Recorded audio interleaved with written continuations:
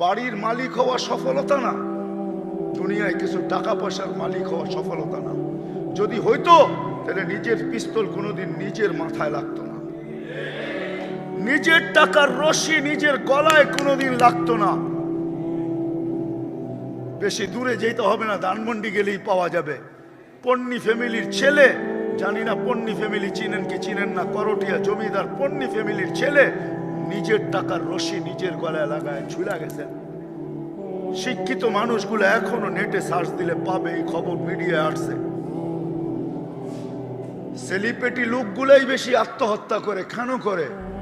ওদের তো সেলিব্রিটি কেউ নাই। যদি এটাই মানুষের সফলতা হতো আর সুখ হইতো, তাহলে কোনোদিন সেলিব্রিটি লোকগুলা আত্মহত্যা করতো না।